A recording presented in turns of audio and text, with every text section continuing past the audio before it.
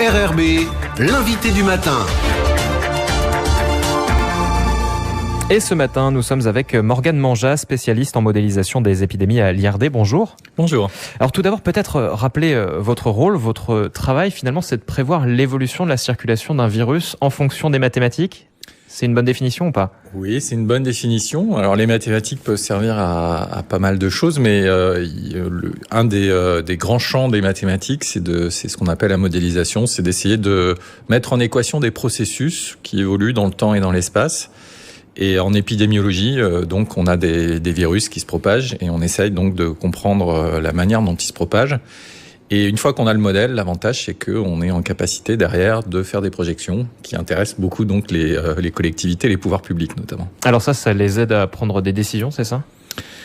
Ça aide à formaliser en fait des choses qui habituellement, enfin le plus souvent sont issues d'intuition. Ici en fait on prend tous les éléments complexes en fait d'un processus et dans le cas par exemple on y reviendra, du SARS-CoV-2 et de la Covid-19 et la manière dont ça se propage avec ses variants, avec la prise en compte de la vaccination, ce sont des processus complexes et ça permet donc de mieux comprendre déjà d'analyser comment ça fonctionne et d'aller au-delà de l'intuition humaine avec des choses qui sont un peu plus concrètes à fournir en fait comme information aux décideurs. Alors, concernant la crise sanitaire que l'on connaît actuellement, milieu d'année dernière, on nous disait le Delta, ça change la donne en termes d'épidémie. Là, on a Omicron, on a l'impression que ça change encore plus la donne avec une contagiosité très élevée. Dans vos modèles, ce sont des choses à prendre vraiment en compte pour pouvoir prédire l'avenir, entre guillemets ? Oui. Effectivement, le Omicron change beaucoup de choses. Je pense qu'il va changer aussi les indicateurs dans le futur. Notre modèle en fait n'était pas à la base construit pour intégrer les caractéristiques d'Omicron, notamment les troisièmes doses qui prennent de plus en plus d'importance, l'ancienneté de la vaccination. Les caractéristiques en elles-mêmes, c'est-à-dire la contagiosité qui est plus importante et une certaine résistance en fait à la protection des vaccins, c'est des choses qu'on avait déjà programmées, mais il y a d'autres caractéristiques aussi qui sont complexes et qui nécessitent en fait d'être prises en compte dans la modélisation et surtout on va se retrouver avec une co-circulation et c'est des choses qui sont très difficiles à modéliser avec beaucoup d'incertitudes donc pour le coup. Alors depuis la découverte de ce nouveau variant, vous travaillez à adapter votre modèle. Est-ce qu'on peut déjà tirer des premières conclusions de vos travaux ? Oui, alors c'est vraiment partiel parce qu'il nous manque un certain nombre de données. Bon, globalement, déjà ce qui nous intéresse, c'est on calibre notre modèle, on le cale sur les conséquences sur l'hôpital, c'est-à-dire sur les hospitalisations. C'est la donnée la plus fiable. C'est la donnée la plus fiable parce que l'incidence, ça dépend de plein de facteurs, si les gens se font tester ou pas. De l'effort de test, ça dépend d'un certain nombre de facteurs. Ce qui est relativement sûr en général, c'est quand les gens font des formes sévères, ils finissent à l'hôpital parce que on sait qu'on peut pas supporter ce genre de maladie de forme sévère à la maison. Donc les gens vont à l'hôpital, on les enregistre et donc c'est cette donnée qui nous intéresse. Et ensuite, les personnes qui vont en réanimation, qui sont caractéristiques derrière de la gravité en fait de la maladie. Donc tous ces paramètres en fait, c'est là-dessus qu'on essaye de caler nos modèles.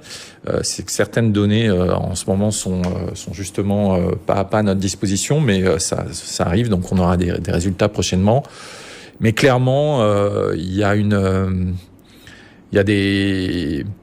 a des modifications qui vont arriver très prochainement avec des taux d'incidence qui sont classiques, qu'on observe aussi dans les autres pays, c'est-à-dire des taux d'incidence qui vont probablement augmenter, mais pas forcément des conséquences à l'hôpital qui vont être dans un premier temps très flagrantes. Parce qu'aujourd'hui, l'augmentation du taux d'incidence n'est pas liée forcément à Omicron ?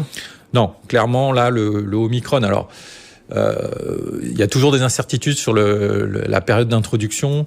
On sait que maintenant il circule en communauté, c'est-à-dire que on a des cas suspects Dixit Ladas, qui semble n'être connecté avec peu de connexions avec des gens qui sont arrivés sur le territoire. Donc on est sur des contaminations de secondaires, voire tertiaires. Le Omicron est très contagieux, donc il circule. Mais il circule de manière récente. Et il y a tous les cas qu'on observe encore, la majorité des cas, notamment à l'hôpital, ce sont des deltas. Et en plus, ce qu'il faut avoir en tête, et ça c'est vraiment important, c'est que toutes les décisions qu'on prend actuellement, en fait, ont toujours 10 à 15 jours. Enfin, la situation actuelle n'est visible que 10 à 15 jours après dans la population, au niveau des taux d'incidence un peu plus précocement, et à l'hôpital encore plus tardivement.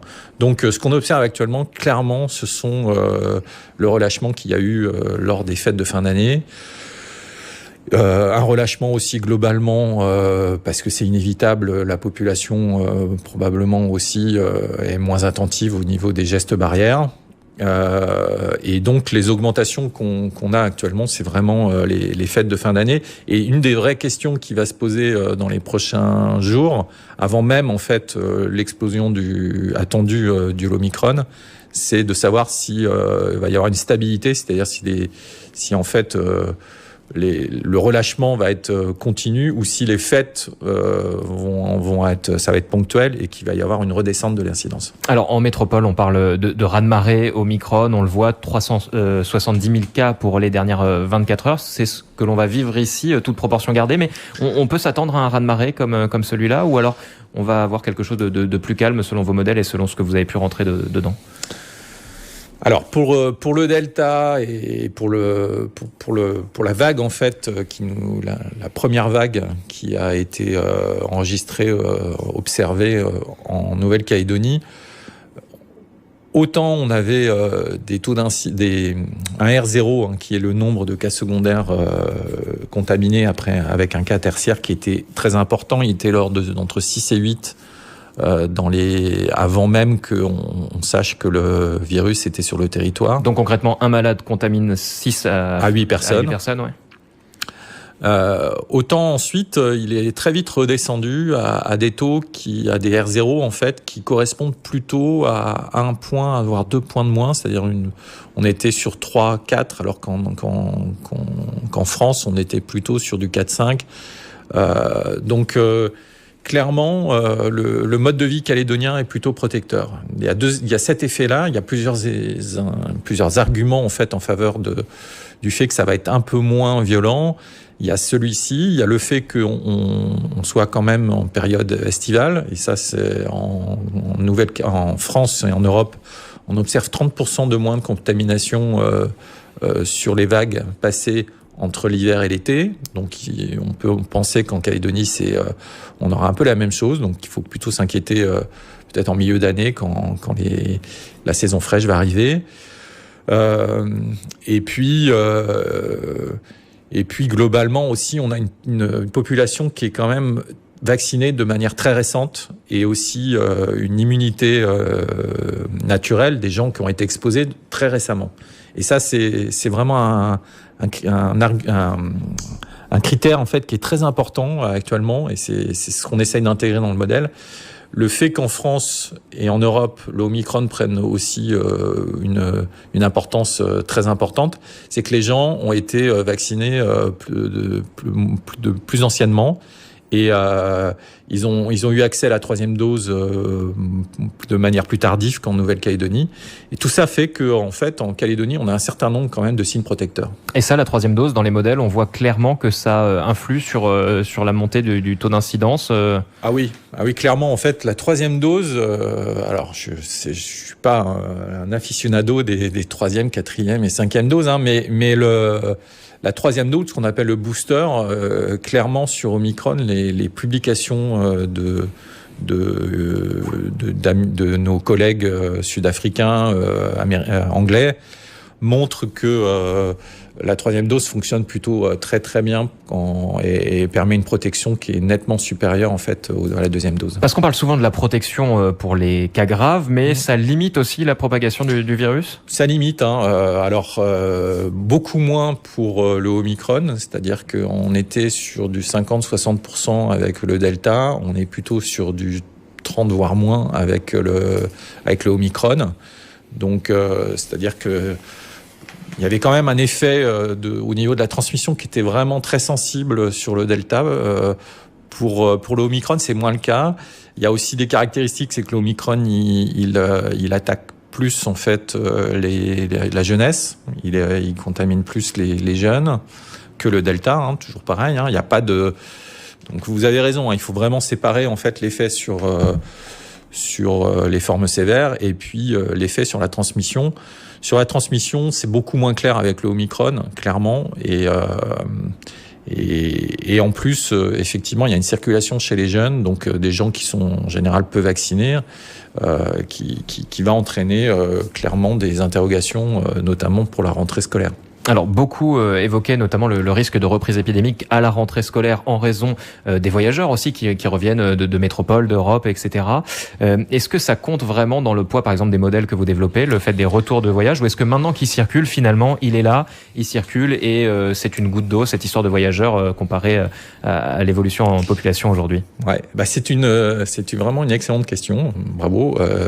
C'est ce qu'on constate actuellement, c'est que cet effet qui était négligeable avant, commence à prendre de l'importance, effectivement. Mais alors, il est difficile à évaluer.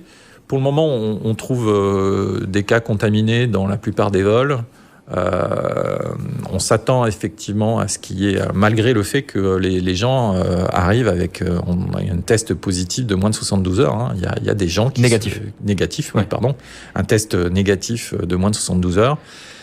Il y a quand même beaucoup de personnes qui arrivent contaminées. C'était négligeable. Ça reste un poids pas très important, mais c'est quelque chose qui va prendre clairement de l'importance dans nos modèles au niveau et qui complexifie encore plus, donc qui rajoute aussi de l'incertitude au niveau de la rentrée scolaire. Donc là, il faut encore collecter un certain nombre de données pour pouvoir avoir une vision plus claire de ce qui va se passer dans les prochaines semaines, dans les prochains mois. Oui, on a besoin on a besoin encore de toutes ces informations. Alors, il y a beaucoup d'informations heureusement, qui arrivent du reste du monde. Hein. On est toujours un peu en décalage avec la Calédonie. Ça nous a beaucoup aidé pour mieux caler les modèles, pour mieux adapter les stratégies. On continue à le faire, c'est bien. Effectivement, ça nous permet d'avoir une meilleure vision dans le futur au fur et à mesure que les informations arrivent. Et en Calédonie, on a besoin effectivement d'avoir plus d'informations, notamment sur les effets sur l'hôpital. C'est vraiment, encore une fois, la clé. Hein. Sous combien de temps vous pensez pouvoir proposer des différentes hypothèses et différents scénarios ? En fait, il y a deux aspects. Il y a le modèle est quasiment calé pour fournir des informations. Il nous manque quelques informations pour commencer à fournir des courbes et des données, des projections. Ce qui va manquer probablement, c'est il y a beaucoup d'incertitudes encore, donc il va falloir réduire ces incertitudes. Et ça va prendre encore 15 jours, 3 semaines pour commencer à réduire ces incertitudes pour avoir vraiment quelque chose de solide. Ça sert à rien de faire des projections si finalement il y a tellement d'aléatoires dedans que c'est comme si finalement on lançait une pièce de monnaie en l'air. Et ça, c'est pas votre travail. Et ça, c'est pas mon travail. Merci beaucoup, Morgane Manjas. On vous reverra d'ici 15 jours, 3 semaines pour évoquer ces courbes. Je rappelle que vous êtes spécialiste en modélisation des épidémies à l'IRD. Merci beaucoup d'avoir été avec nous.